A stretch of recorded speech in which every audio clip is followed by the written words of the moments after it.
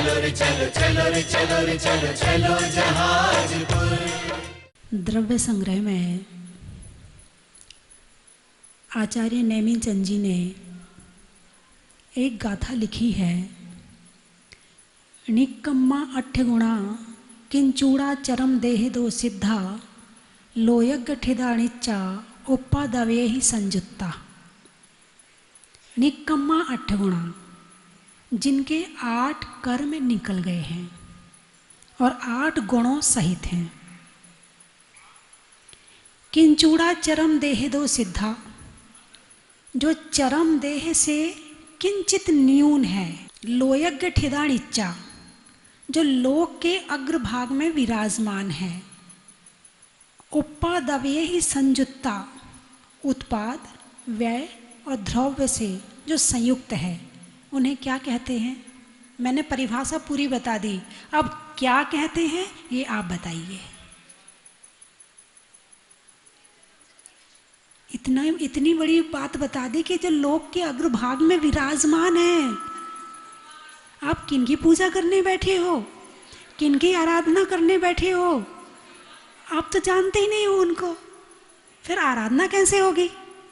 जिनकी हम पूजा करने बैठे हैं, जिनकी आराधना उपासना करने बैठे, जिनकी भक्ति करने बैठे हैं, और उनसे परिचय ही ना हो, उनकी परिभाषा ना पता हो कि हम पूजा किनकी कर रहे हैं, क्यों कर रहे हैं, तो पूजा में आनंद आएगा? आएगा तो सही। थोड़ी भक्ति हो जाती है, थोड़ा सा नृत्य हो जाता है, थोड़ा स्वाहा स्वाहा कर लेते हैं, पीली साड़ी पहन लेते हैं, मुकुट हार लगा लेते हैं, तो थोड़ा फीलिंग अच्छी आती है। नए कपड़े पहने हैं, मुकुट लगाए हैं, इंद्राणी बने तो फीलिंग अच्छी आती है ना। संगीतकार ने अच्छे से गा दिया, भैया जी ने मंत्र बोले और आपने एक थाली की द्रव्य से उठा के दूसरे में स्वाहा कर दिया। नहीं, आप किनकी आराधना करने बैठे हो? सिद्ध भगवान की आराधना करने बैठे हो। कैसे हैं वे सिद्ध भगवान? आप जानो तो सही। जिनकी हम पूजा कर रहे हैं तो वो पूजा योग्य क्यों है? हम उनकी पूजा क्यों कर रहे हैं? हमारे पास तो सब कुछ है, घर है, परिवार है, मोटर है, गाड़ी है, बंगला है, बच्चे हैं, बीवी है, सब कुछ है, सारे सुख हैं। सारे सुख के साधन होते हुए भी हम अभी भी पूजा कर रहे हैं। हमारे पास कमी क्या है जो हम किसी की पूजा करें? अरे बोलिए ना नेमिचंद जी, कमी क्या है जो पूजा करें किसी की? वो है क्या जो तुम उनके जैसे बनना चाहते? पहले वो तो पता लगाओ, उनको मिला क्या है? उनके पास तो शरीर भी नहीं है। जिनकी आप पूजा करेंगे उनके पास शरीर नहीं, उनके पास घर नहीं, परिवार नहीं, बच्चे। जब शरीर ही नहीं है उनके पास में, तो फिर तो कुछ है ही नहीं उनके पास में, फिर उनकी पूजा क्यों कर रहे हैं? उनका तो शरीर भी छूट गया, 8 कर्म छूट गए। निकम्मा 8 गुणा, जिनके 8 कर्म निकल गए हो, जिनके 8 कर्म निकल गए, उनकी हम पूजा कर रहे हैं। उनको क्या कहते हैं? सिद्ध परमेष्ठी सिद्ध भगवान। क्या कहते हैं? सिद्ध परमेष्ठी सिद्ध भगवान। और परमेष्ठी के अन्य नाम मिल जाएंगे, मगर सिद्ध भगवान का तो एक ही नाम है, सिद्ध। आप सिद्ध कब प्रयोग करते, सिद्ध शब्द का प्रयोग कब करते हो? जब आपका कोई काम हो जाता, बोले हमारा काम तो सिद्ध हो गया। क्या कहते हो? हमारा काम तो सिद्ध हो गया। काम सिद्ध हो गया का मतलब क्या हो गया? काम पूरा हो गया। जो मैं चाहता था वो काम पूरा हो गया है। यही है ना इसका अर्थ। उनका नाम सिद्ध है, इसका मतलब जितने करने योग्य कार्य थे वो सारे हो चुके। अब उनके जीवन में उनके लिए कोई काम शेष नहीं रहा। अब वो बन गए सिद्ध। हम तो बाहर के काम सिद्ध करते हैं, उन्होंने अपनी आत्मा को सिद्ध कर लिया है। हम बाहर के कार्य होने के बाद कहते हैं हमारा काम सिद्ध हो गया, लेकिन तुम्हारा काम अभी सिद्ध नहीं हुआ। ये तो अभी बाहर का काम सिद्ध हुआ है। संसार का काम सिद्ध हुआ है। जिस दिन तुम्हारा काम सिद्ध हो जाएगा उस दिन तुम सिद्ध कहलाओगे। अभी तो हमारा काम सारा बाकी है। अभी तो पड़ोसी का काम चल रहा है सारा का सारा। किसका काम चल रहा है? अरे बोलिए ना, पड़ोसी कौन? आपके घर के जो बाजू में रहता है, किसका काम चल रहा है अभी? जो घर में है उनका काम चल रहा। अच्छा देखिए, आत्मा, तुम कौन हो? आत्मा हो कि शरीर हो? अरे बोलिए ना, आत्मा हो। ठीक है, तुम आत्मा हो ना, तुम शरीर तो नहीं हो। देख लो एक बार, सोच लो एक बार, थोड़ा सा छू के देख लो खुद को, मैं शरीर हूं कि आत्मा हूं, फिर बताना मुझे, फिर लॉक कर दूंगी मैं। तुम शरीर हो कि आत्मा हो? देखो, सिद्ध भगवान की पूजा करने बैठे हैं, अभी ये ही नहीं पता है कि मैं शरीर हूं कि आत्मा हूं। इस शरीर की कीमत कब तक है? जब तक इसमें आत्मा है ना। और जिस दिन आत्मा चली जाएगी इसमें से, इस शरीर का क्या होगा? लोग छुएंगे भी नहीं, और जो छू लेगा ना उसे नहाना पड़ेगा। और जिस बिस्तर पे नमो सिद्धाड़म होता है ना, वो बिस्तर भी अलग कर दिया जाता है। कब? जब इस शरीर में आत्मा नहीं है। ये किसकी वजह से ये यहाँ बैठा हुआ है? ये किसकी वजह से शुद्धि मानी जा रही है? आत्मा की वजह से। जिस दिन निकल जाएगा तो कमरे की भी पुताई करनी पड़ेगी। इस कमरे में बाबूजी गए हैं, जरा पुताई करवा लो, हाँ या ना? ये शरीर इतना अशुद्ध है, लेकिन शुद्ध क्यों है? किसके कारण है? आत्मा के कारण। तो तुम कौन हो? पक्का? देखो, सिद्ध भगवान की पूजा करने के पहले इतना तो पता लगा लो, तुम हो कौन। अब बोलिए, आप आत्मा हो कि शरीर हो? आत्मा। नीचे वाले भी आत्मा है, और इधर वाले जो पूजा नहीं कर रहे, अच्छा वो भी आत्मा, और इधर वाले, अच्छा सब आत्मा है। ठीक है, तो आत्मा तो तुम हुए, और तुम्हारा पड़ोसी हुआ शरीर। शरीर कौन हुआ? जोर से बोलिए ना। चलो एक काम कर लो, मान लिया ना कि पड़ोसी है। अरे बोलिए ना, मान लिया ना। तो जब तक आप सिद्ध चक्र विधान कर रहे हैं, तब तक आप इसे पड़ोसी कह के संबोधित कर सकते हो। यदि आप भोजनशाला जा रहे हो, भूख लगी हो, कोई पूछे भाई क्या हो गया, बोले भूख लग रही, किसको? बोले पड़ोसी को। तभी तो फीलिंग आएगी किसकी पूजा कर रहे हैं।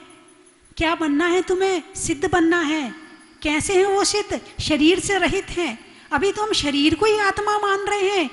तो सिद्ध भगवान की पूजा से क्या मिलेगा मुझे? यही मिलेगा कि शरीर और आत्मा का जो भेद विज्ञान है वो जब अलग होगा, और जब उसमें हम लीन होंगे, उसकी फीलिंग आएगी, उसका अनुभव आएगा, कुछ सोचेंगे, कुछ विचार आएंगे, कुछ दिमाग में अटैक करेगा कि मैं कौन हूं, तो पता चलेगा कि सिद्ध चक्र विधान किया है। तो मैंने अभी कहा था, अभी तो पड़ोसी का काम चल रहा है, अभी तो पड़ोसी का काम सिद्ध हो रहा है। किसका काम सिद्ध हो रहा है? पड़ोसी का। आपको सिद्ध होना है, पड़ोसी को सिद्ध नहीं करना है। जब तक पड़ोसी को सिद्ध करते रहेंगे तब तक तो संसार, और जिस दिन खुद को सिद्ध करने की बात आ जाएगी, उस दिन वास्तव में सिद्ध भगवान के बनने के रास्ते पर चल पड़ेंगे। तो सिद्ध चक्र विधान, थोड़ा माइक बढ़ाओ। सिद्ध चक्र विधान करने के लिए यहां आए। कौन सा विधान? सिद्ध चक्र। चक्र का क्या मतलब होता है? नक्र चक्र कहां पढ़ते हो? भक्तांबर में पढ़ते हो ना, नक्र चक्रम।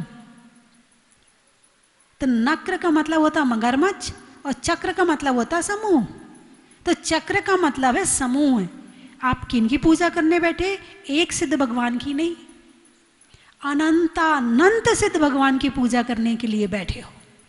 और हर अर्घ्य के साथ में ये भाव बनाना कि जहां ऊपर जितने भी लोकाग्र में विराजमान सिद्ध भगवान हैं, और आंख बंद करके एक बार उनके सिद्धालय में पहुंच करके और फिर अर्घ्य चढ़ाना, तो आपको फीलिंग अलग आएगी। वास्तव में लगेगा कि हम सिद्ध चक्र विधान करने के लिए बैठे हैं। वरना थोड़े जैसा ही टाइम मिलता है तो टाइम मिलते ही आप क्या करते हो? अभी मैंने आपको चुप किया था ना, भैया जी ने आपको छोड़ा, आपको पकड़े रहते हैं, भले हम आपको शरीर से नहीं पकड़े लेकिन आप हमारी पकड़ में हैं।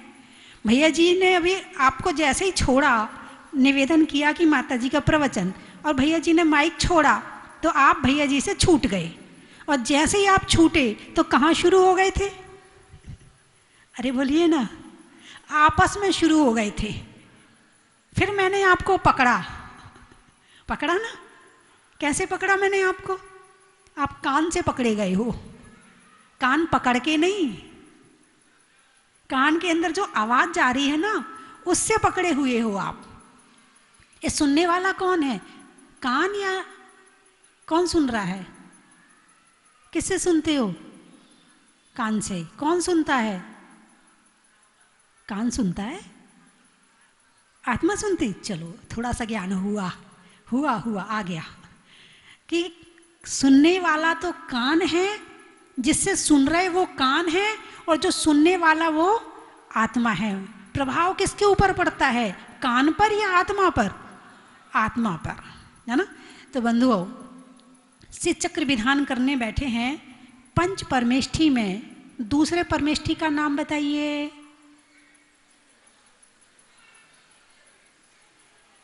नैमिचंद जी, दूसरे परमेष्ठी का नाम बताइए। अच्छा, 5 परमेष्ठी का नाम बताइए। उंगली उठा रही हूं, आपको नाम बोलना।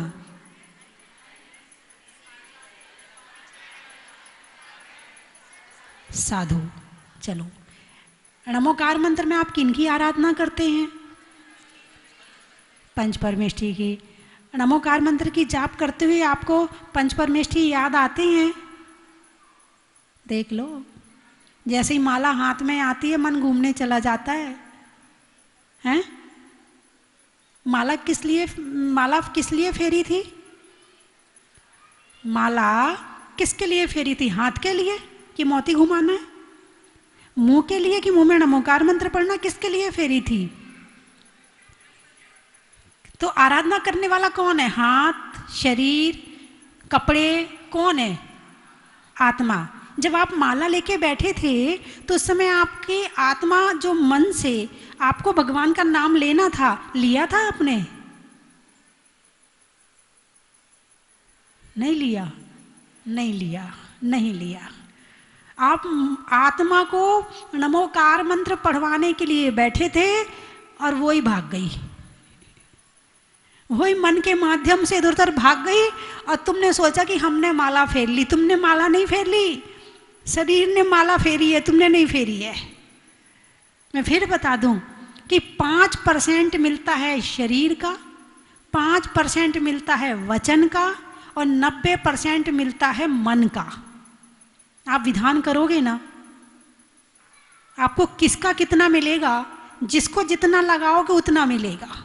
मैंने आपको परसेंटेज बता दी कि शरीर तो यहीं बैठा रहेगा, शरीर की कोई दिक्कत नहीं, शरीर तो बेचारा बहुत अच्छा है। हाँ, आप पीले कपड़े पहने हैं, विधान में बैठे हैं, भैया जी ने कहा है कि वो बंधवा के कि अब आपको यहीं बैठना है, जाना नहीं है। अब जा तो सकते नहीं है, लेकिन जा सकते हैं। कैसे जा सकते हैं? यहीं बैठे बैठे दिमाग घर पहुंच जाए, लो चले गए तुम, जहां तुम्हारा मन गया वहां तुम चले गए। उपयोगो लक्षणम, जहां तुम्हारा उपयोग है वहां तुम हो। बंधुओं, दूसरे नंबर के परमेष्ठी का नाम है सिद्ध भगवान। नमो सिद्धाड़म। क्या बोलते हो? नमो सिद्धाड़म। तेरी बात सिद्ध हो जाए कि मैं निकम्मा बन जाऊं, तो सिद्ध भगवान निकम्मा, जिसके कर्म है ही नहीं है। 8 कर्म में से कोई कर्म नहीं बचा, बिल्कुल सब कुछ साफ, बिल्कुल मामला बिल्कुल साफ, कहीं कुछ नहीं है, मात्र शुद्ध आत्मा। कैसी आत्मा? शुद्ध आत्मा। किनकी पूजा कर रहे हैं? शुद्ध आत्मा की। किनकी पूजा कर रहे हैं? शुद्ध आत्मा की विधान के माध्यम से पता चलेगा।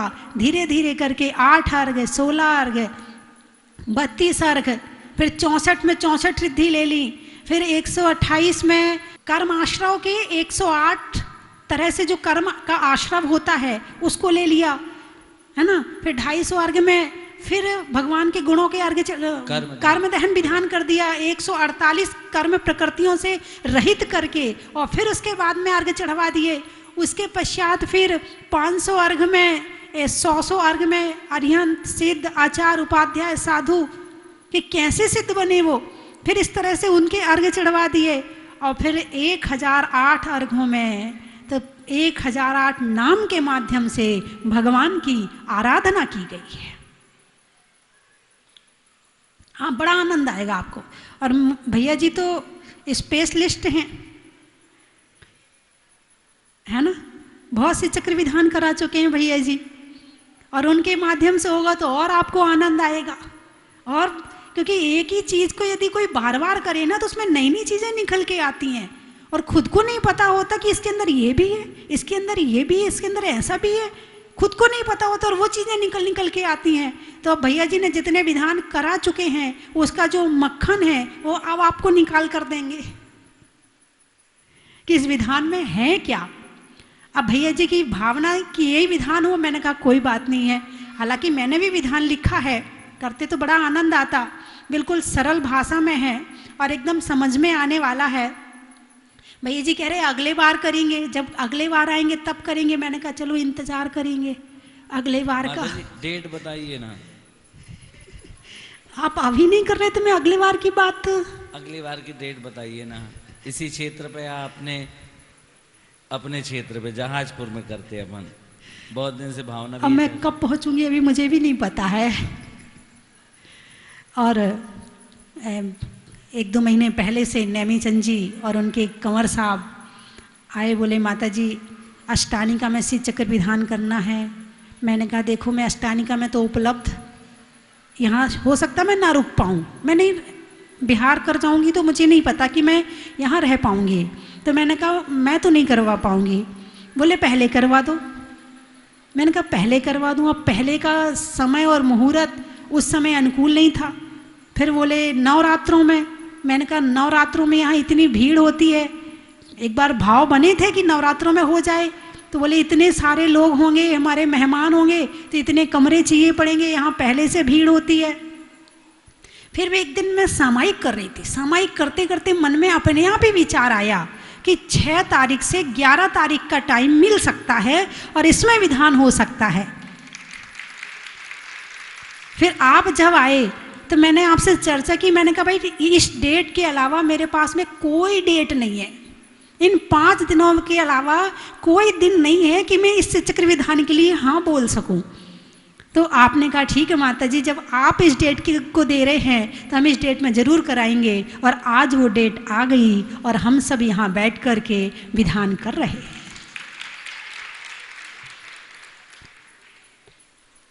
बंधुओं, शीत चक्र विधान बहुत पहले से करवा मैं भी रही हूँ, लेकिन जितना जितना करवाते उतना उतना आनंद, बड़ी स्थिरता बनती है, बड़ी स्थिरता बनती, बड़ा आनंद आता है।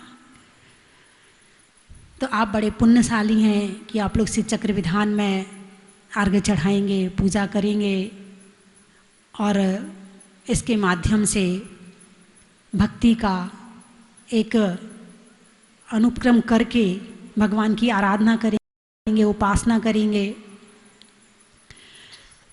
टाइम तो कम है आपके पास में, 5 दिन का टाइम है, होता 8 दिन में है, लेकिन कोई बात नहीं है। जो मिला वो किसी से कम नहीं, और जो नहीं मिला उसका गम नहीं, है ना। तो भैया जी के लिए कई दिनों से मैं सुन रही थी कि भैया जी शीत चक्र विधान करवाते हैं। नैमी चंद जी ने कहा संजीव भैया जी को बुला लें। मैंने कहा जरूर बुलाइए। फिर बोले वो उनके भैया जी हैं वो आ रहे, भैया जी नहीं आ रहे। फिर बताया नहीं भैया जी खुद आ रहे हैं। मैंने कहा ये बहुत अच्छा हो गया।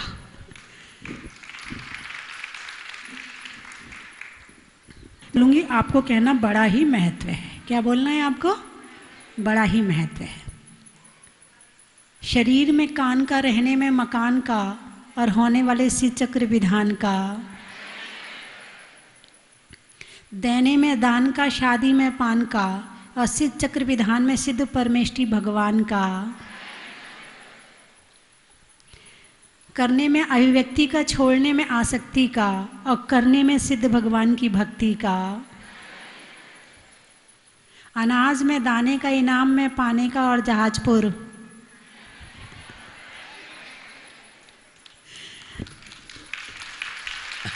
गर्मी में शिकंजी का, गर्मी में शिकंजी का, और बोलने में जी का, और विधान कराने में भैया जी का। कहाँ कहाँ से आए? गाने में सुर का, नृत्य में नूपुर का, आने वालों में जयपुर का। और कहाँ से आए हैं? आसाम नलवाड़ी। महिलाओं में साड़ी का, बाग में बाड़ी का, और आने वालों में आसाम नलवाड़ी का।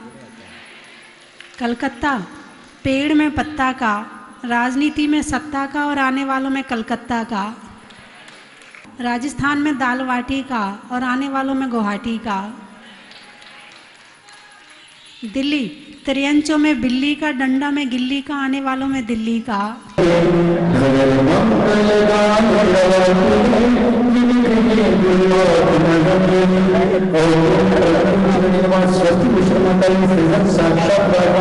उनके पावन चक्र लगन नमस्कार सब पाते और हमें वंदन माता जी, वंदन माता जी।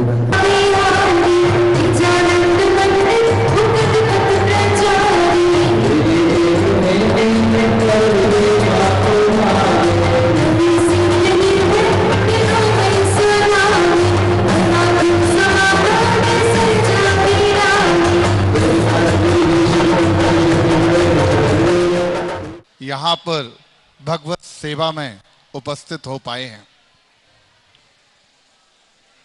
यह स्थान आज से कुछ वर्षों पहले आप चिंतन करें कि यह क्या स्थान था और गुरु कृपा से ये क्या स्थान है। गुरु की आंखें बोलती हैं, फिर मुख की क्या बात, और धन्य उसका माथ है जिस पर गुरु का हाथ। और ऐसी ही कृपा यहाँ आरिका माँ स्वस्ति भूषण माता जी की हुई कि आज हमें ये बहुत बड़े रूप में ये अतिशय क्षेत्र यहाँ पे प्राप्त हुआ। और ये अतिशय क्षेत्र नहीं है, ये समझ लीजिए कि आपका भाव सुधार केंद्र है, इधर का भी और उधर का भी। ये ऐसा केंद्र यहां स्थापित हो गया कि यहां का भाव भी सुधारेगा और वहां का भाव भी सुधारेगा।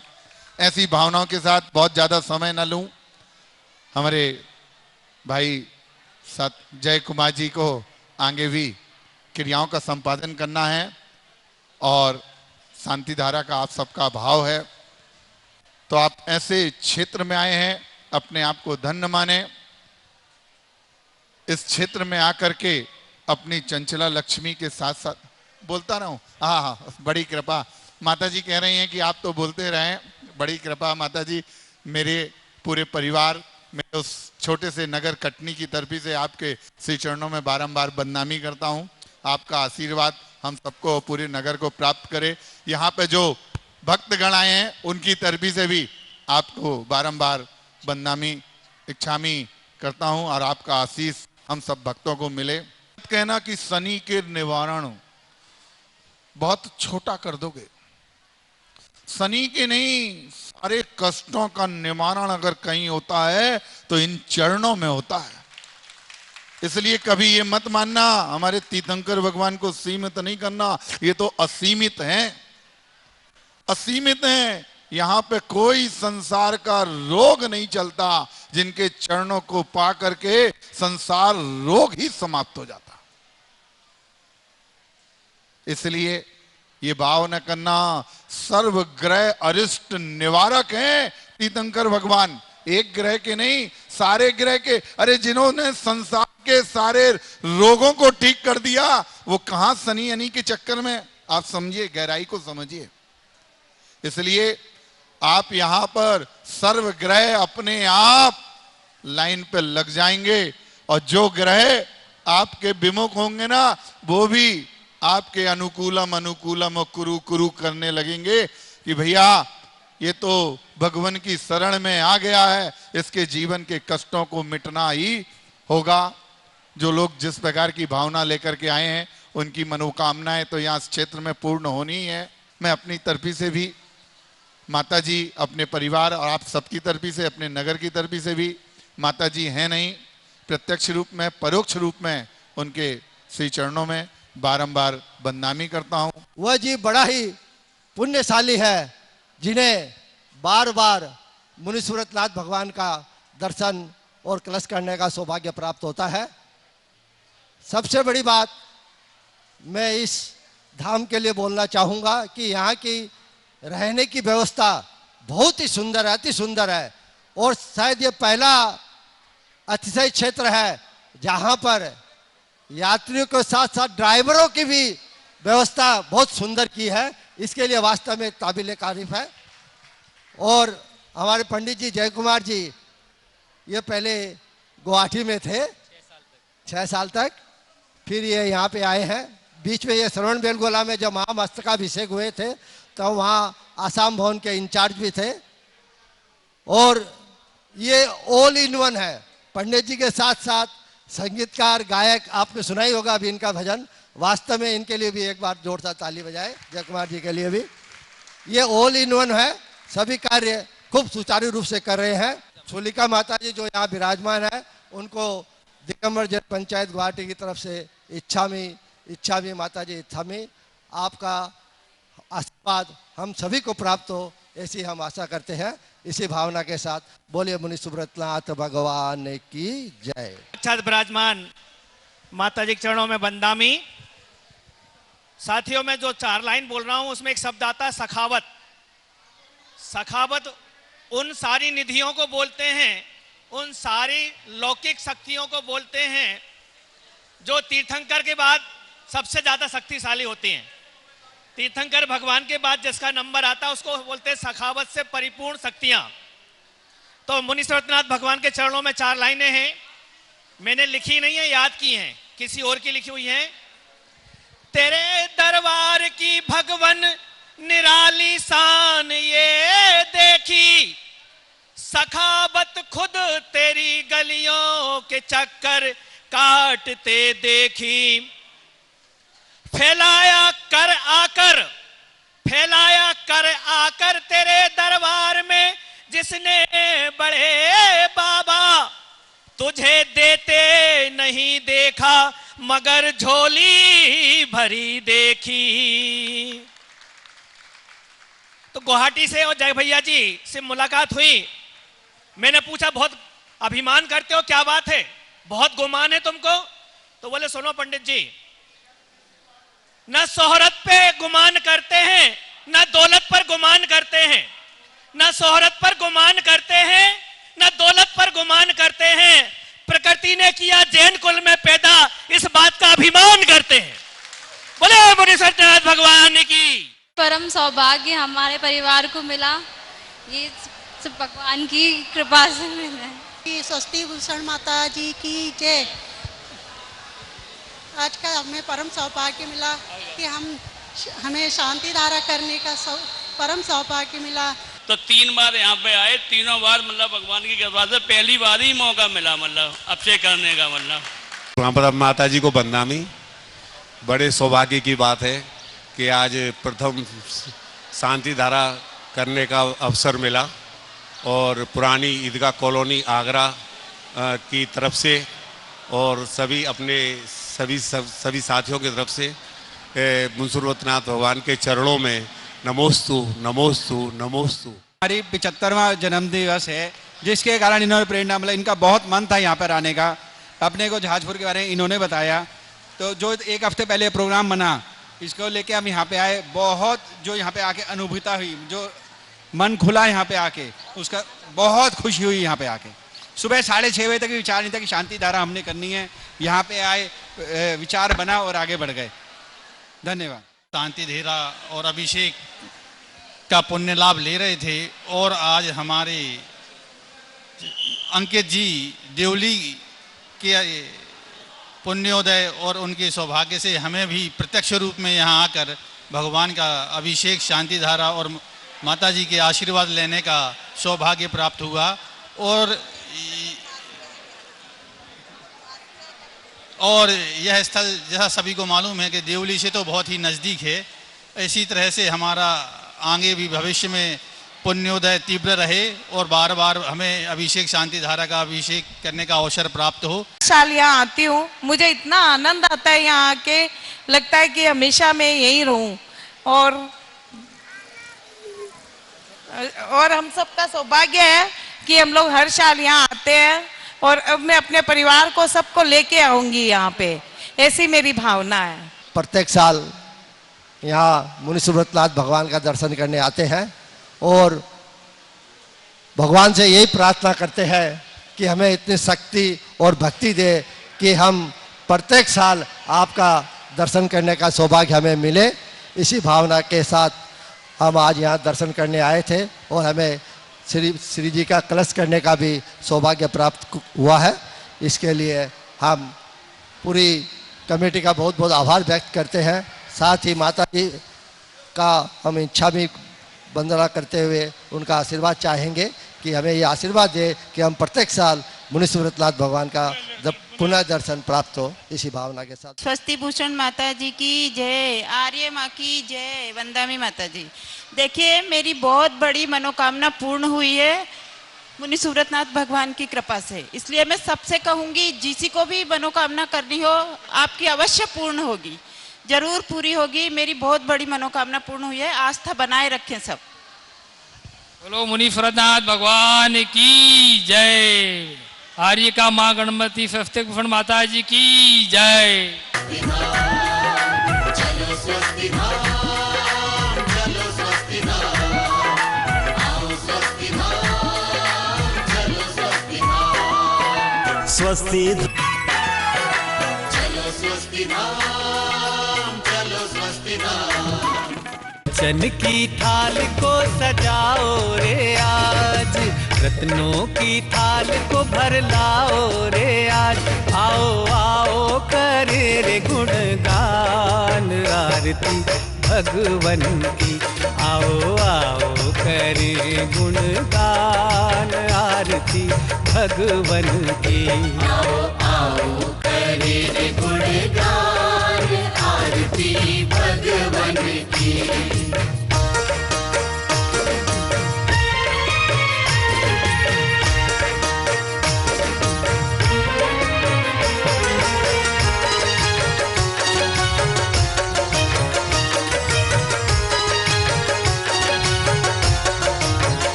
सुमित्र के राज दुलारे, माँ पद्मा जी के नैनों के तारे। पिता सुमित्र के राज दुलारे, माँ पद्मा जी के नैनों के तारे। राजगृही में जन्म लियो आप, राजगृही में जन्म लियो आप। आओ आओ मनाए खुशी आज आरती भगवन की। आओ आओ करे गुणगान आरती भगवन की। आओ आओ करे गुणगान आरती भगवन की।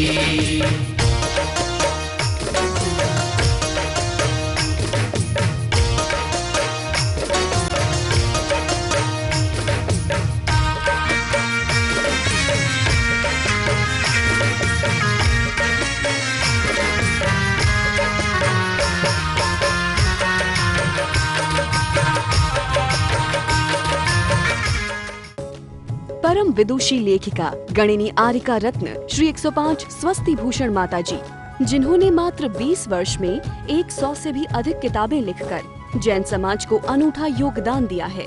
बड़े बड़े विधान जैसे कल्पद्रुम महामंडल विधान, सिद्ध चक्र महामंडल विधान, इंद्रध्वज महामंडल विधान एवं विशेष जिनपद, पूजांजलि आदि महत्वपूर्ण साहित्य बहुत ही सरल व सुबोध शैली में लिखे हैं, जिसमें गद्य एवं पद्य साहित्य भी समाहित है। इन महान साहित्यों को पढ़कर आप भी अपने ज्ञान का विकास कर सकते हैं। साहित्य प्राप्त करने हेतु आज ही संपर्क करें। संपर्क सूत्र 7906062500 9868345768।